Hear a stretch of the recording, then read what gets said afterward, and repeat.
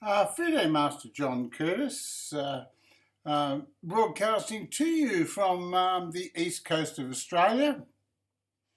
It's the day after Christmas Day here, and I thought I'd have a look at my good friend Gilclips, who has been very kind to my channel, and I thought I'd examine a couple of his games.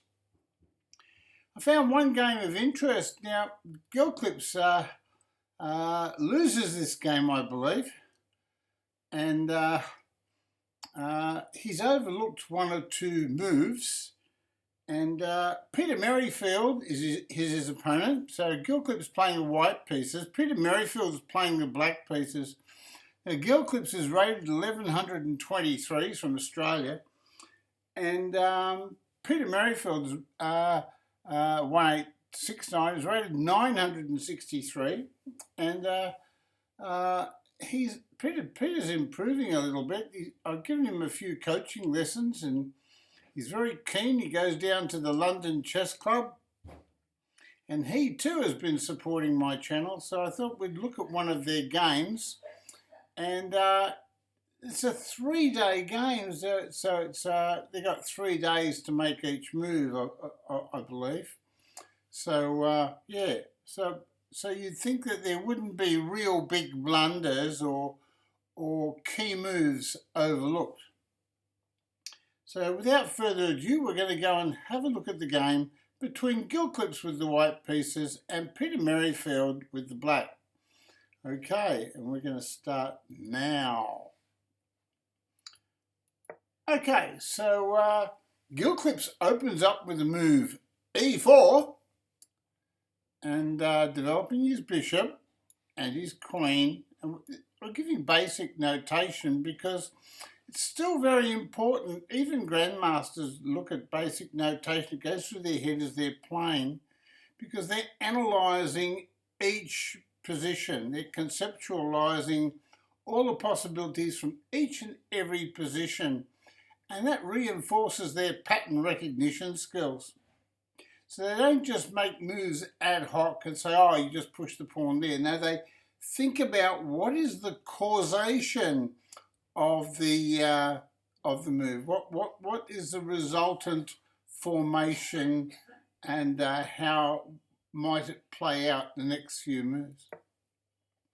C6 is played. So Peter Merrifield's chosen a solid defence in the Caro-Cann defence, and knight f3 is played, very classical by white. It's a good developing move.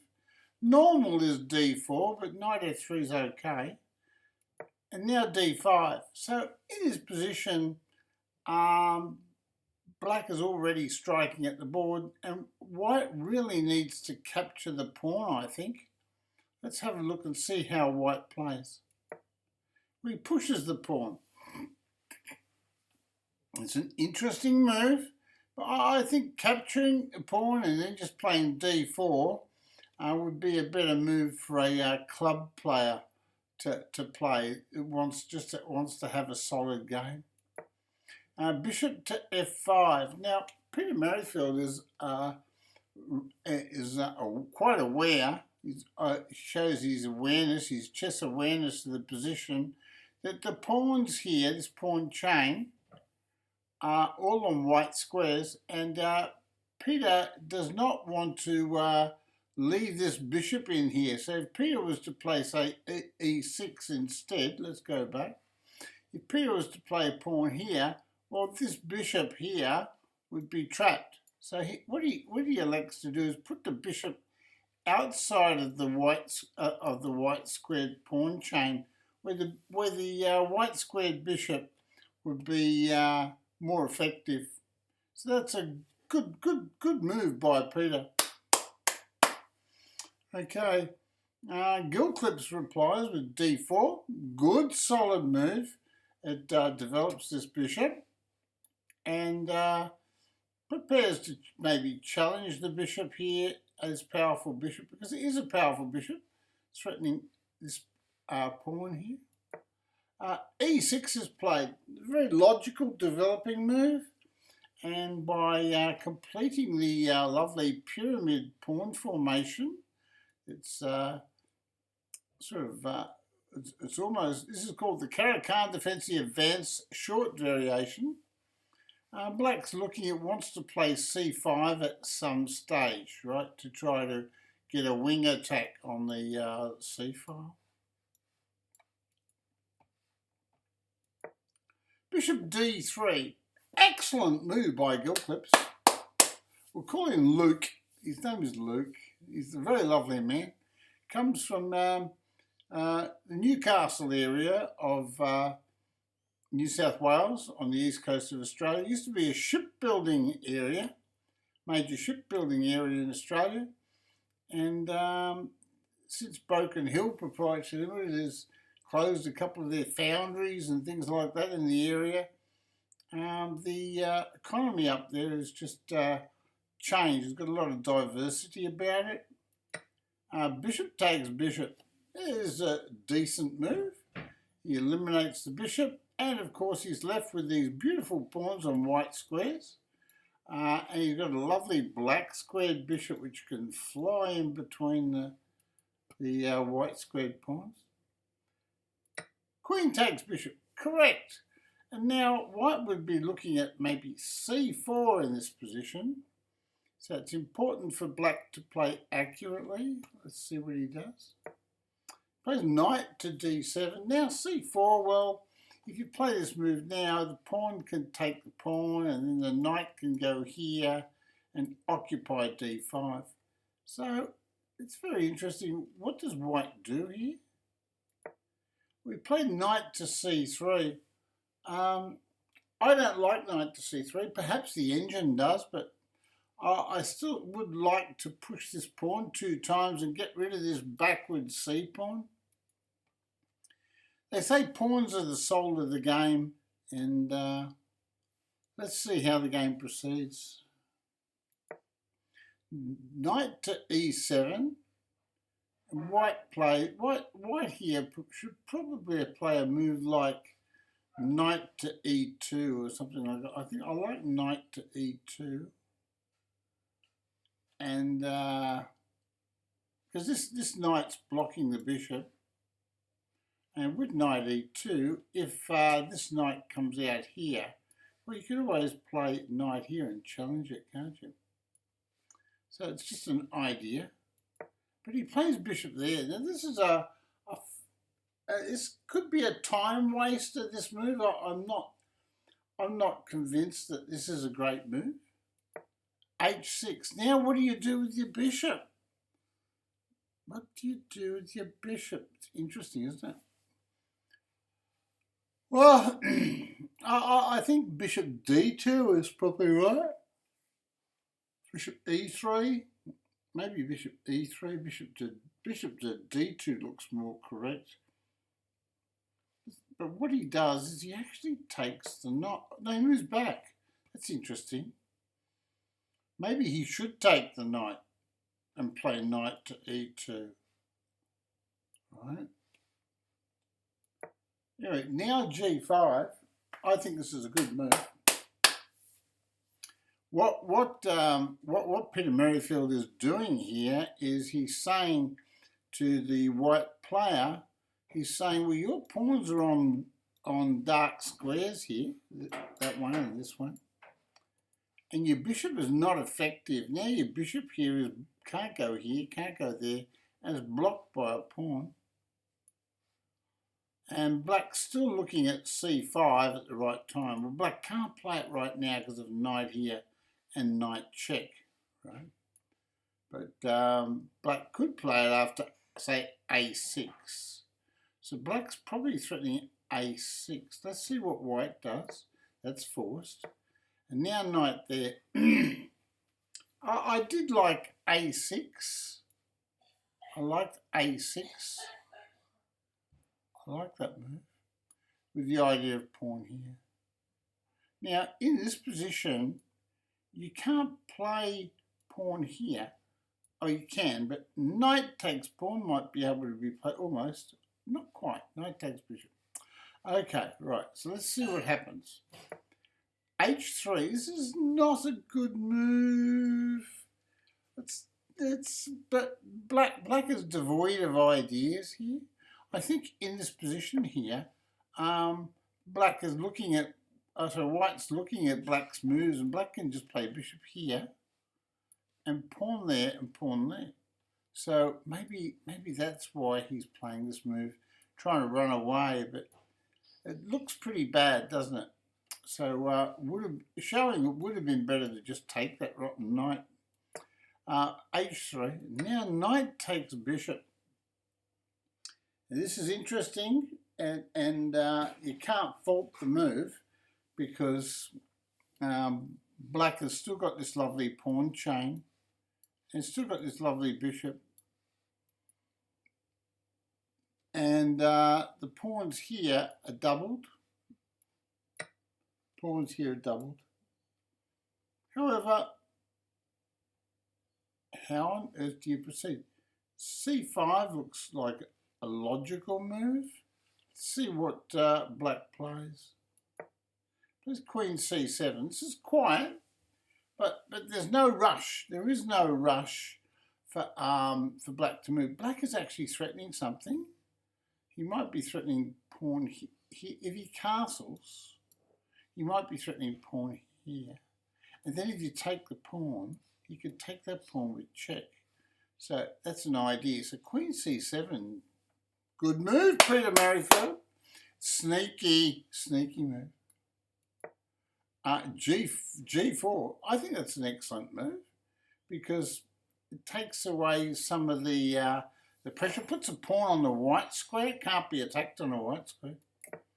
Castles. I did like this c5 move, but I suppose black wants to secure the king first with castles, then king to b8, maybe even king here. Let's see what's played. White castles as well. Okay. Let's see if there's a better move. I still prefer knight here. I like this idea of knight here, so that if pawn c5, we can play pawn c3. Right. And that way the pawn structure is intact. Well, he castles anyway. Black plays bishop there, so black has no intention of playing pawn, and now he can't play it. If pawn here, knight here, and knight checks is nasty. So I don't think this is a good move, bishop here. Better move would be, better move in this position would be king to b8. So king to b8, preparing to open up the c file, or even a6 with the idea of opening up the c file. I think I like these ideas better.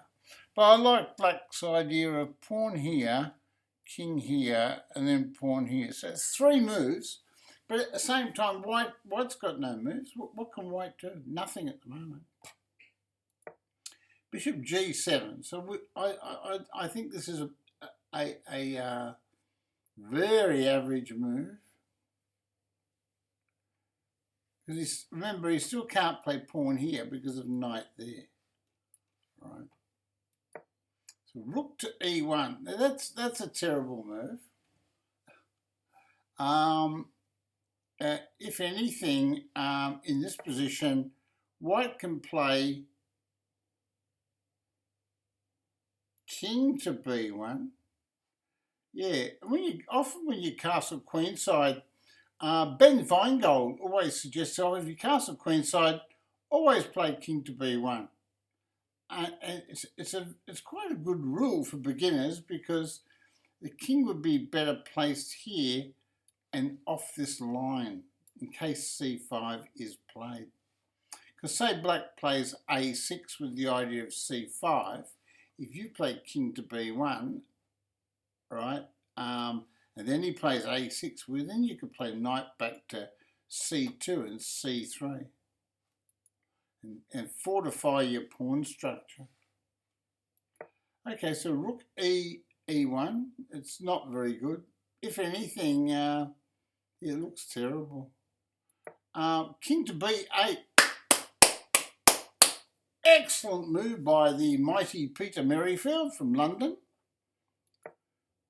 King to b1. At last he's played the right move. Knight there. Okay, so what does that do? I think again a6 is called for. a6. But this knight's going back and is blocking the two castles connecting with each other. I think the plan for Peter now is to just simply play knight g6 and knight here. But it doesn't do much. It doesn't do much. It takes a long time to be effective. So really, white in this position after knight here, which I think is a bad move. If white doesn't respond, it could be a good move, right? But after knight here, if white just plays knight here, black can play knight here, but he can't play knight there. So white just stops him in his tracks, right? But I still think black's got a better game. G3. Now, these pawns are weak. They're double pawns and they're weak, and it doesn't really achieve much, this move. If pawn here is the plan is to stop knight here and knight there, then I can understand, yeah, it's not a bad idea. But at the moment, I'd really like to play another idea. Once h4 is a good idea. It's a good idea. Some variations. Knight there, well, he's played it. This is interesting. Now I think white's best move is knight there, maybe. Maybe it's pawn here. Pawn there looks all right. And he plays it. So I'm going to give him a bit of a hand there for Gilclips. It's a good move. Pawn takes pawn. Pawn takes pawn is probably correct. And he does. He plays the correct move. And now into knight there. Well, this is overreach. Peter Merrifield has just done a bit of overreach. His knight's not doing anything at all. Now the queen could just simply come back here, and the knight has got no squares. This knight's got no squares. Right? Okay. So not a great move. But white plays queen to c1, which is extremely defensive. Knight goes back. Well, why don't we kick the knight? I like pawn here. Pawn here puts a white pawn on a white square, and this bishop is holding the pawn on the black square. I like that idea. But I also like this idea here. I like knight here with the idea of knight there and knight here. Knight here and knight there and knight here. Just trying to be a pain in the backside. Okay, pawn there is played. Can't argue with that. Looks like a good move. Knight moves back, and now, how do you proceed? Well, I still think this knight here move is probably right. But it's much harder to proceed now.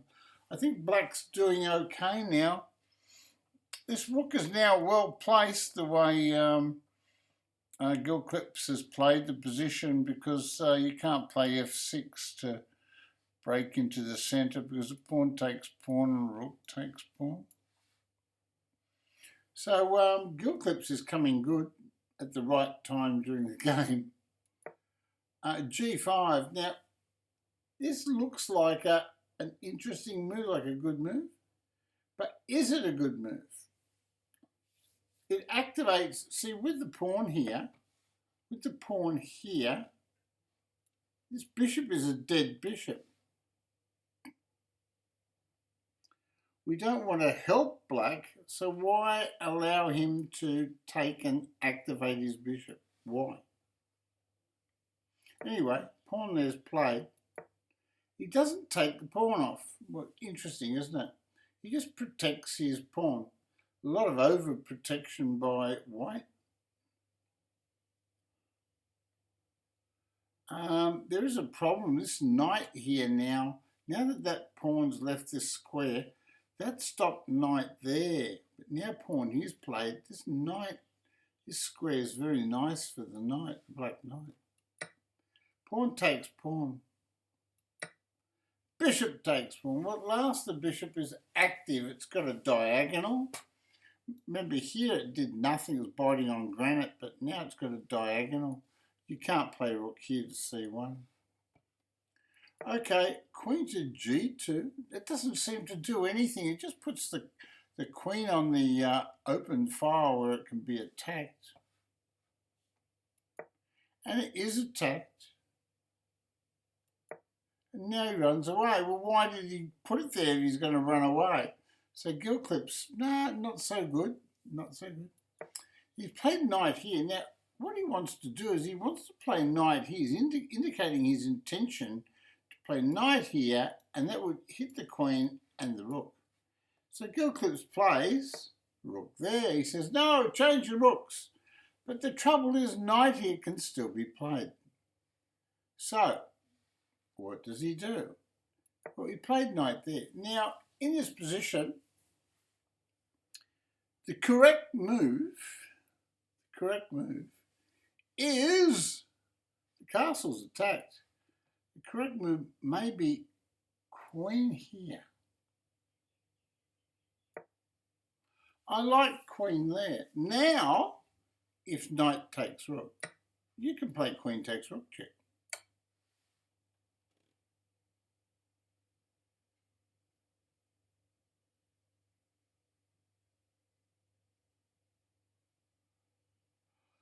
Now black can still play queen here.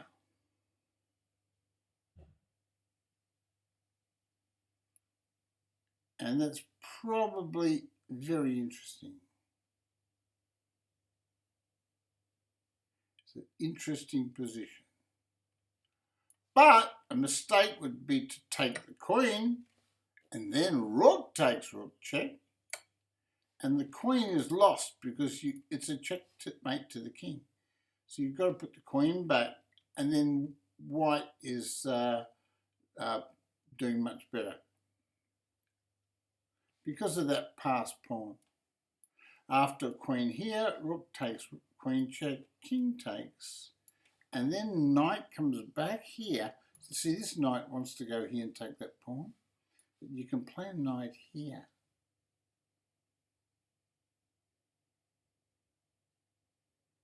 You can hold the pawn. So it's very interesting, isn't it? Oh, hold on. Yeah, you can play knight here.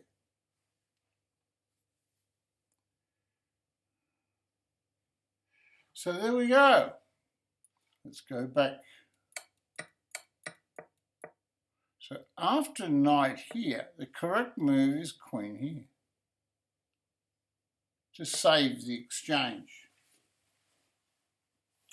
I suppose in this position, black could play bishop here, which is a nasty piece of work. And then you'd have to take the knight.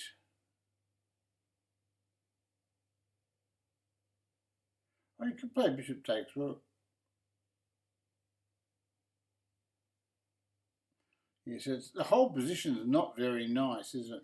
So black's winning, right? With correct play, black is winning. It was one way to sort of trick his opponent a little bit with queen here. But now if you just move the queen to an ordinary square, he played rook takes knight, rook takes, and now Black's got full control of the position. Queen hits castle where he can double the rooks, and he does. Good move, Peter Merrifield. You're at chess school. You're watching Gilclips playing the white pieces from Newcastle, Australia, against Peter Merrifield from London. And the knight is attacking the castle. The castle attacks the queen. And the queen moves back. Well, well, well. Well, another strong move here would be just to simply open up the game somehow. Or to get this queen in play. Queen here, queen there. Something like that. He played pawn there. He wants to get his queen in play. He doesn't have to open up his pawns, but he chooses to. Rook hits rook. White's position was in such a mess that he's trying to eliminate, but this is a really bad move. But there's not much choice. I hate to say it, but there wasn't much choice. Rook takes rook, and now knight takes rook. Well, the problem with that is bishop here threatens that knight. And the pawn. I suppose that the H pawn is still a possibility, isn't it? However, black is still winning. Pawn takes pawn. Knight takes pawn. And now there are several moves, but Peter Merrifield finds one of the best, or if not the best move in the position, queen here. Now this, oh sorry, did he play that? He played queen there. Our queen here is better because it threatens the knight, threatens the queen. Okay, so queen there is better. Anyway, he played pawn there. He's able to hold on because Peter didn't play the best move. And now Peter plays queen there. He's seen it now, so he played the best move now. And now White's got a problem. White is still in trouble. Now, he would love to check here or put his bishop in here. So White really needs to play a move like queen here to stop this queen penetrating the position. Right. However, White chooses this move, queen takes queen. Okay, now in chess, what we always tell you is examine all checks and examine all captures. Remember, checks are forcing moves. So it's black to move in this position. That looks like, oh, you've got to take the queen. No, it's a check first. So it means you could take the knight first with check, and then when the king moves, you still get the queen, and you're threatening checkmate. That's checkmate there. Right, so it's so logical, but unfortunately, Peter Merrifield didn't see it. He did examine all checks and captures. He examined the capture, but he didn't look at the forcing move, the check first. Okay, so let's have a look at the position. Queen takes queen, and now Peter incorrectly takes the queen. This allows the knight to come forwards. Now, I don't know why the knight is here. It doesn't do anything. I think the knight is better placed here. Right, so that two knights can interact a little bit. So the knight here looks like a better move. But he did play knight here. The rook goes up and it logically attacks two pawns. Now, you can see that if this knight had gone here, he couldn't play rook there because you'd take the castle off. Right? So knight here was a better move. He played pawn to g4. This is desperation. So he takes the centre pawn, knowing full well that now he's on the H pawn. The bishop went there to protect the pawn. The rook hits the knight. And now what does he do? It moves away. Well, he could have played knight here, but he was lost. But now the rook can take the pawn. And White's making it an easy game for young Peter. It's in that position that the mighty Gilclips resigned. There we go. So I hope you enjoyed the game. It's a little bit instructive as to how you should play your chess. Congratulations should be given to the winner here, Peter Merrifield in this case. I'm sure Gilclips or Luke would agree with me that Peter played a fine game, and Luke is a very good sport. So I'm sure if they were at the chessboard together, Luke would shake Peter's hand and say the words, "Good game, mate." That's right. Okay, though it isn't checkmate, but it's good game anyway. And with that, we're going to end this. We could show my game against Gilclips. Okay, so I'm going to show you my game against Gilclips. Right, here we go. This is Gilclips' chess profile. And this time, we're going to have a look at my game. I played a 10-minute game against Gilclips. I played at 97.3% accuracy, and Gilclips played at 87.1%.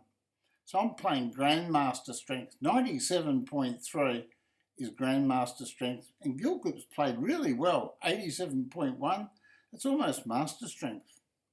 So we're going to have a look at the game.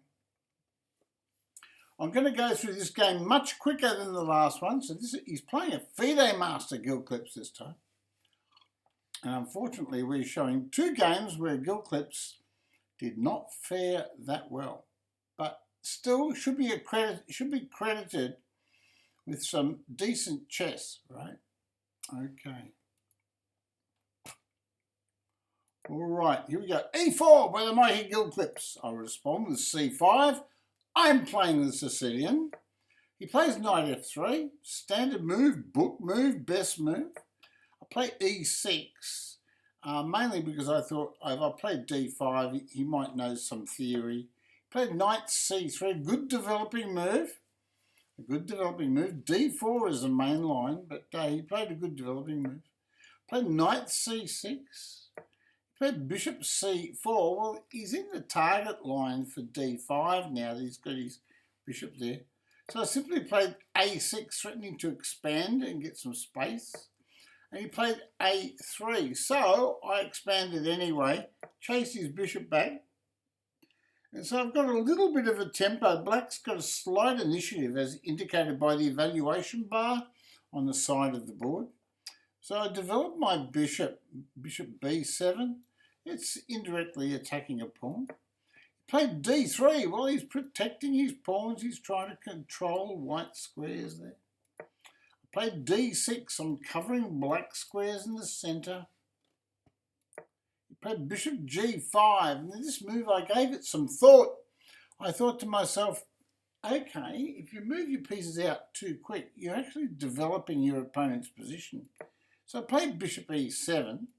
And when he takes, I took with the queen. Now, I actually think that the engine would probably want to take with the knight. The queen's already developed and got possibilities on both sides of the board. So I think knight takes, and then we're ready to castle straight away. So I think knight takes is a better move. I'm pretty sure it's a better move. Let's have a look. Queen takes was played. Look at the evaluation bar. White creeped down a little bit to closer to equal. So now let's have a look at knight takes.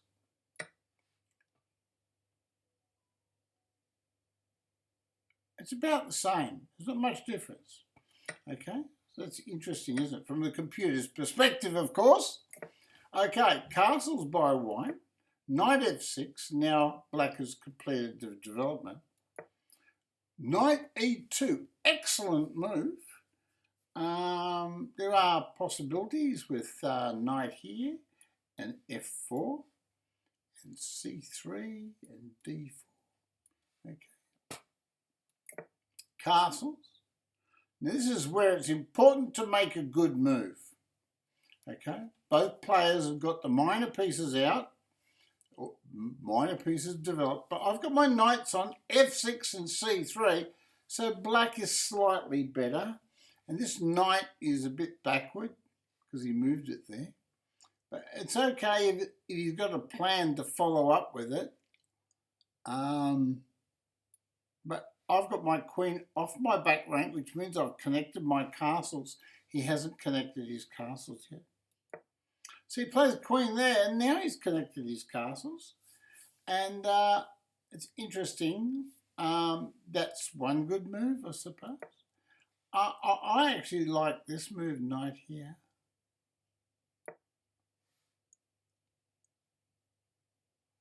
Engine doesn't like it. Interesting, isn't it? Castles. Queen to d2. Engine says, okay, not a bad move. I played rook f-file to d8. Now what I'm doing is putting my castle on the line of the queen. Played c5. Black is still better. But how do you proceed in this position? I'm not saying my next move is the best move by any means, but this is what I played. Pawn takes pawn. He captured with the bishop. Now, so tempting to play d5, but I might create a weak c pawn. So I played a5. I want to stop pawn here. And he pushed it anyway, and I think, oh, this can't be good. So now, because I'm attacking this pawn 1, 2, 3 times. So, and in chess, the most important thing is the pawns. So I take the pawn off towards the centre, because often, as I say in videos, 90% of the time, if you capture toward the centre, it's better. Pawn takes pawn. Because I'm going to win a pawn here, I've decided I'm going to eliminate the castle, because by taking a castle off, there's less material on the board, and it's much easier to win the endgame. Rook takes, now knight takes pawn. Now, in a lot of positions, you could normally play pawn here, and you can't take the pawn because of you lose the knight. But after pawn here, trouble is this pawn's on. So white's got real technical problems. White's got 3, 4, 5 pawns, and black's got 3, 4, 5, 6 pawns. And he plays the blunder. So we take his pawn off. And whether taking with the bishop is better, I don't know. But I thought, why not attack his queen? And he moved his queen back. So I went in there with his knight. He played the wrong move with the queen. And the evaluation bar, you can see what's happened to poor old Gilclips. 1 or 2 small moves, and he's playing a FIDE master. And really, basically, it's all over now. He played queen there, so I just took his castle. He took back. And now I played rook hits queen. Rook here, I'll move here because I've got an open file. Played queen here, and now I've got to make a decision. What do I do in my life? I played knight f6. The reason is I want to take his knight and double his pawns. He took a pawn, so I took his knight, and he took the pawn back, and then I played d5. Now, the whole point of pawn here is if I take the pawn, I've got an isolated pawn there. I'm winning, but pawn here is stronger, I think, because the pawn chain is beautiful. He moved his bishop back, then I played queen takes pawn, and black has just got a completely dominating position.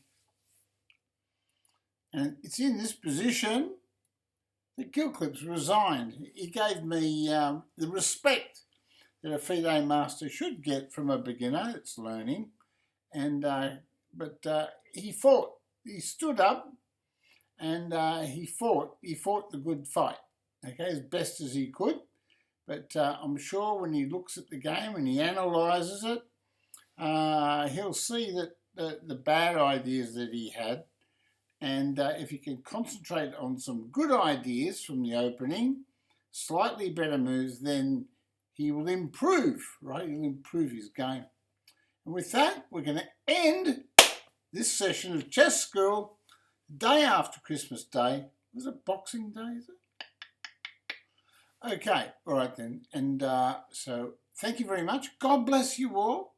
Moving into the new year, if I don't catch you before the new year, I want to wish you a happy new year, good health for yourselves and your family, and the old thing that the models usually always say, we also want peace in the world.